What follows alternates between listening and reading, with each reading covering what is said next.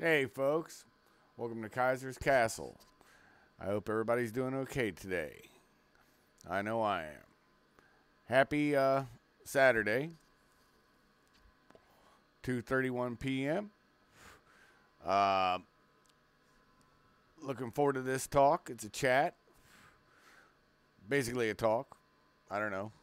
Whatever you want to call it. And what I'm going to talk about is the skin trade. Got into a really interesting discussion last night. I figured it needed a little more elucidation. So I decided to pick it up, and this was an all-fair thing where a bunch of us were just talking. And it was really interesting hearing opinions. I guess probably because the terminology got popularized back when I was a kid. And back then, Duran Duran had a song called The Skin Trade. Well, you know, join the military, do different things, go to the Near East, and you realize there is such a thing called the skin trade. But if you listen to the song, which a lot of people don't listen to words, it's actually fairly interesting how they mask certain things by mentioning things within the song. Because the song itself would make one think that it's prostitution. Well, I don't know. Does a woman that runs an ad in the paper who collects all of her own money, is that the skin trade? We'll delve into that here in a minute. What about the people that are pimped out? Well, that's human trafficking, correct? Just like it's no different than human trafficking if you're being tracked across borders, state, local, national borders. It's still a crime. The act of doing that, okay? Illegal imprisonment, holding without, permission, whatever you want to call it. I don't know all the different laws in the different countries that are on here, what you would say. False imprisonment. I don't know your terminologies. Anyways, so getting into the specifics of it, is organ harvesting done by a nation state like China, or how ISIS was making money? Is that considered a part of the skin trade? Well, yes, it is. Human trafficking also, if you think about it, this is a fact. This is international law, folks, and a lot of people don't know this, especially people that go overseas and work. There's a reason why when you get your passport, they tell you never give it to anybody. The reason why, if you do not have your passport, you do not have freedom of movement, because if you get caught in the country without the passport or without the visa, then there's an issue that you have to deal with. But more importantly, if you've surrendered it to somebody, that person has control of your movement. What is that, folks? It's called slavery. Human trafficking is nothing more than a form of slavery. Just like prostitution. Prostitution, if a woman does it for the coin and she's getting paid, Logically, she's a slave to the money. You know, everybody wants to split hairs on terminologies. Words mean things. Just like they say that prostitution's the oldest profession in the world. It's definitely not. The oldest profession is the reason why prostitution became something. Go back to the Battle of Kadesh, when the first professional soldiers arrived to fight in that battle. They were not Egyptians, right? They also weren't slaves. They were hired soldiers. When one gives his services for that, is that not a form of slavery? Yeah, you're a slave to the money. Now, to the darker sides of it. When people are moving without coming in legally, legal entry and legally exiting somewhere, then that's fraught with all kinds of opportunities for nasty business. What I mean by that is people come up missing.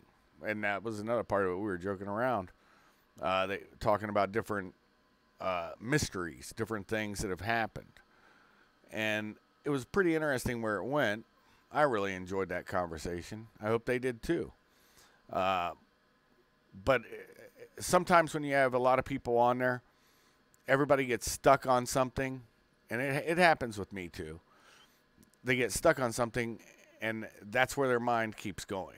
They don't want to get off that topic. It's that person that goes to the jukebox, and he goes into the bar when you're there. This is back in the day when I was young. And they press the button J83. It's not just once, but he habitually goes up there, and the only song he plays is J83. By the end of the night, you're ready to kill the son of a bitch because it's that annoying. But friends are friends, so you got to let that stuff go. The interesting part is that the stuff that is fraught for abuse, we just touched on it briefly. Organ harvesting, killing you, stealing your organs. Yeah, there's a market for that. That's a part of the skin trade too. Contracting, it's part of the skin trade.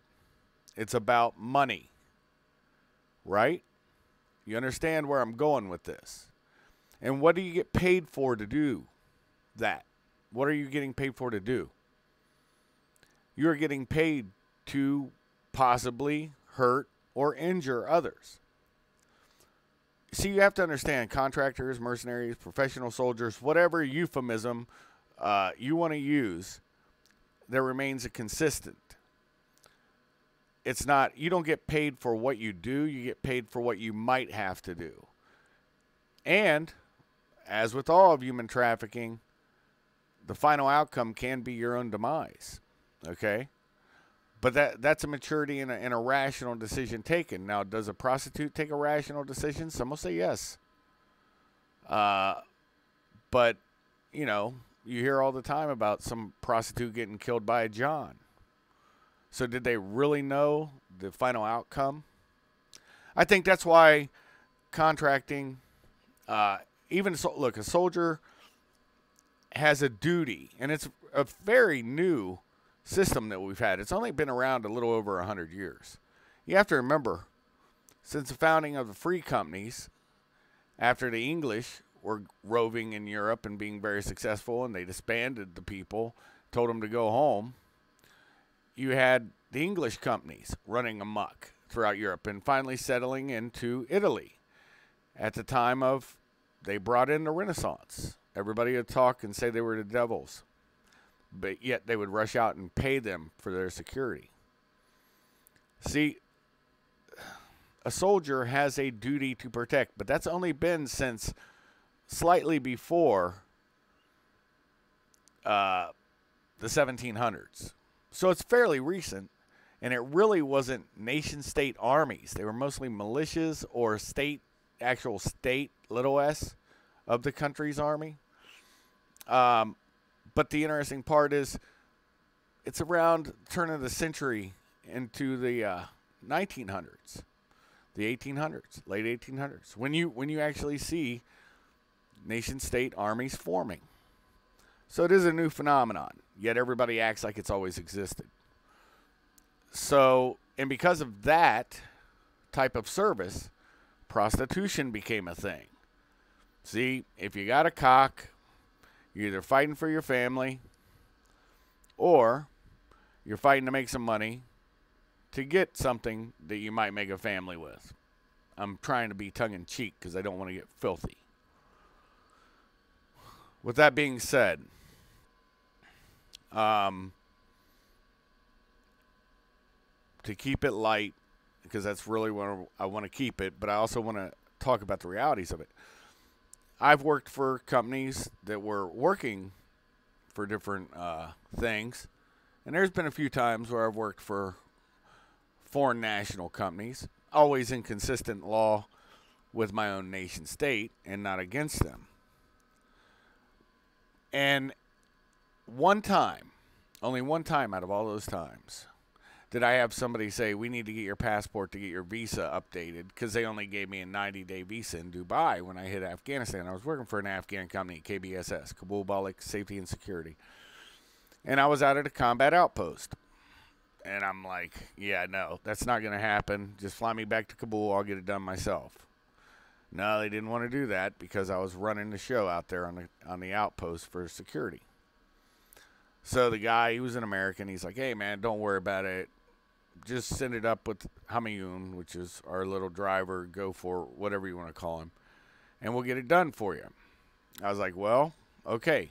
Well, the idiot leaves on leave, like within a week and a half. And if you've ever tried to get a visa while you're in a country, it's difficult. You have to really hit them every day to get it done, and you got to get it done. So here I am without a visa, without my passport. The only ID I have is state driver's license and whatnot, the state issued crap. Well, at that point, I was being human trafficked. Whether I like to say it or not, that's a fact. I did not have freedom of movement. The Army all knew what was up, and they didn't give a fuck. I mean, they would have gotten me out if something happened. There's different things that I could have done. I'm not going to get into it. But the fact remains, that's a hard lesson learned. And that's why I think I wanted to do this. Just because, you know, there's a lot of mystique to a lot of crap. But sometimes you got to dial back the mystique and actually just look at it from a rational point of view. And think. It's not always as simple as the simplest answer. See, at that time in Afghanistan, that's not a healthy nation. And this is another big point that I think a lot of people in the West don't understand. Look, we say slavery died in the 1860s or whatever it was, right? Under the Civil War, 1870s. And then, you know, after all the Jim Crow, if you really want to follow that to its logical conclusion. But the fact remains that, no, it kept going on. And the Kingdom of Saudi Arabia during the first Gulf War was the first time I experienced seeing human slaves still in existence. They were Filipinos and Indonesians, Filipinos, and Bangladeshis. And that was an issue. And it was kind of interesting when you saw this. And then we can go a little closer to modern day with an American company I worked with. Walked in there, putting some training records up on some of my people, and they were from, shoot, I'm mind dumping the name of the country now. Have a rooster and a multicolored flag, like a red, yellow, and black emblem, stripes. It's, shoot. I hate getting old, folks, because it makes my story sound shitty. Anyways, I'll remember it. Anyway, so as I'm putting their training records up, I was talking to somebody. He was the program manager. And I pulled the wrong drawer, and there's all their passports. And I look over at him. I'm like, what the hell is this? I wasn't paying attention. I just opened the drawer while I was talking to him, laughing. I never forget. Looked down, and I'm like, whoa. And I always wondered why I never saw them with their passports.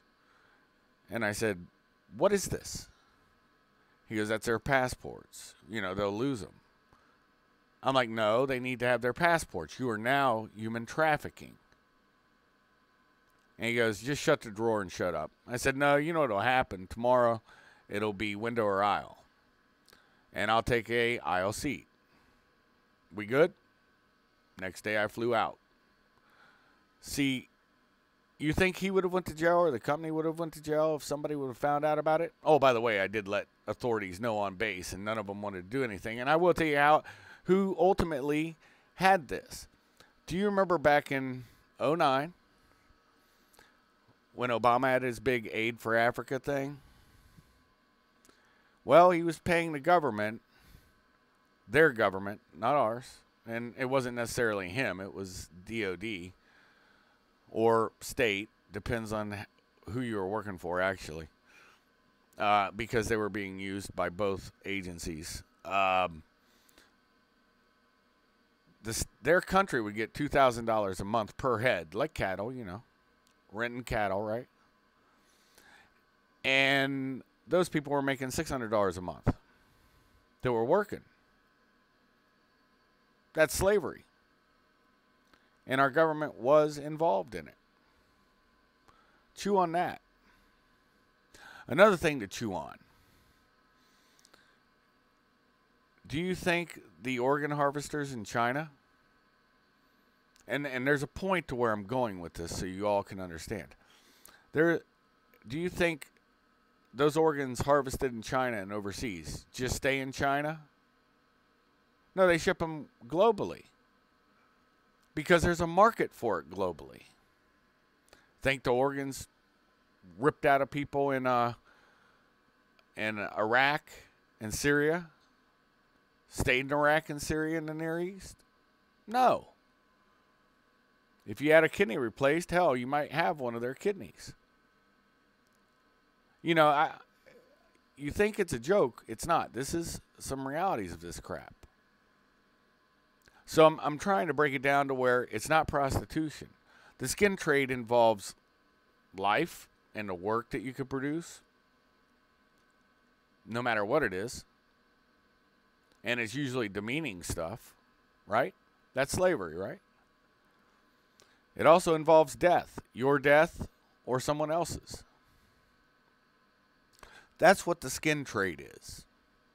And it's been a term that I've heard of ever since my time in the military, only through law enforcement agencies and also through intelligence agencies. But I just thought, as we were talking, it kept going back to prostitution. And I'm like, that organ harvesting, other little things, those are fissures that they get to cut lines and holes into our societies in the West on that thin veneer, I tell you, of civility. And with each hole, it pollutes and distorts our societies. See, that's why in America and the West, we think slavery is non-existent. Wait. Let me see. When we destabilized Libya, guess what happened? The slave markets reopened. It's been centuries since the slave markets were open in Libya. See where I'm going with this, folks? So when you think your hands aren't clean and you think you understand stuff, human trafficking is exactly that. You're trafficking in human misery. It's a heavy topic I'm trying to keep really light. I don't know if it's entertaining to you. I hope it is. But I just wanted to brush across some of the realities so that people understood it's more than prostitution.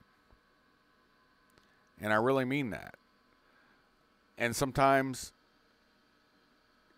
I know it takes a long time if we get into the minutia of things that I'll get to the point of what I'm trying to say, and it irritates me too. But without that minutia, I don't think you're fully elucidated to what I'm trying to tell you. And even though this is just a premer, I could do a lot better show on it. I did a little thinking on it last night and today, but I really didn't devote the time I wanted to. I was going to pull out all the different laws under the U.S. Code, USC, and everything, and some of the international laws through The Hague and other places. But I just wanted to give you, for when I do the show on it, because I will be doing an in-depth show on it, and I'll probably even have a few guests on that know as much as I do on it. I hope to have 2 people in particular. So when I do that show, but this one will give you a good primer on what the realities of human trafficking, i.e. the skin trade, is. So that you're not thinking it's just a song by Duran Duran. And, I really appreciate everybody on my channel when you guys show up. And I have a great time with y'all. Go visit my buddy's site over on Axion's Ghost. That first song was called Rooftop Fight. And you know the song I'm going to close with, Axe Marks the Spot.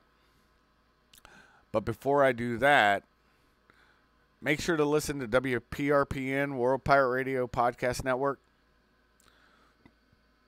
Jeffy Ryder, great show. I'm privileged sometimes to be on there. Also, Veterans Radio Syndicate, my buddies Georgios's shows, the Bear News and whatnot. Some good times. I think you guys will all enjoy. Oh, definitely Alan's. I think it's called Squatch Zone, Alan Thomas's, and also BZ's show. That's the Bloviating Zeppelin's Bobcat Saloon, and that's on SHR Media. And also, my brothers and sister over there in the boiler room, Spore, Hesher, Infidel Pharaoh, Randy J, Max, and J Daya. And listen to some of that. I guess with that, I'll be saying, I'll be seeing you in a chat somewhere. Usually I do that, but y'all know that. I'm just everywhere, right? All right. Well, you guys have a good night. Thanks for stopping by. Axe Marks the Spot. Right now. Shut out.